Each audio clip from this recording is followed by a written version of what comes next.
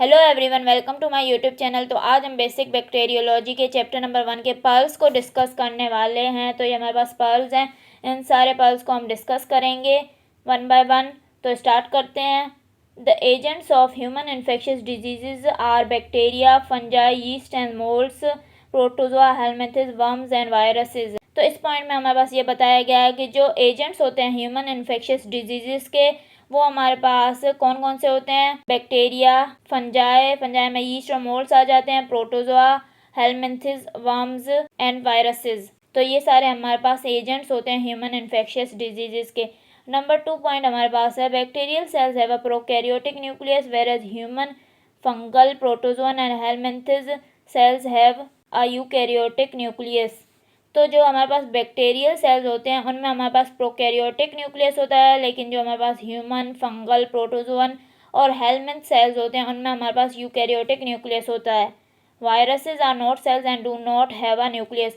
Viruses तो हमारे पास sales होते ही नहीं है, ये एसेल्यूलर होते हैं, तो इनमें हमारे पास कोई न्यूक्लियस भी नहीं होता। नंबर 3 पॉइंट है, all cells contain both DNA and RNA whereas viruses contain either DNA और आरएनए बट नॉट बोथ।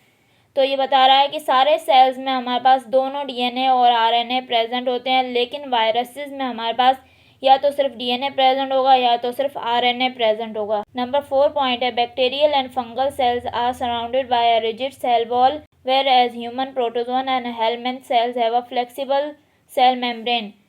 तो इसमें बता रहा है कि बैक्टीरियल और फंगल सेल्स में हमारे पास एक रिजिड सेल वॉल होती है, लेकिन ह्यूमन, प्रोटोजोन और हेलमिंथ सेल्स में हमारे पास सेल वॉल एब्सेंट होती है, लेकिन हमारे पास एक फ्लेक्सिबल सेल मेम्ब्रेन प्रेजेंट होती है। इसके बाद हमारे पास नंबर 5 पॉइंट है, the bacterial cell wall contains peptidoglycan whereas the fungal cell wall contains chitin. तो हमारे पास जो बैक्टीरियल सेल वॉल होती है उसमें हमारे पास पेप्टिडोग्लाइकन प्रेजेंट होता है, लेकिन जो हमारे पास फंगल सेल वॉल होती है उसमें हमारे पास काइटिन प्रेजेंट होता है। तो ये सारे पल्स थे चैप्टर नंबर 1 के, हमने डिस्कस कर लिए हैं।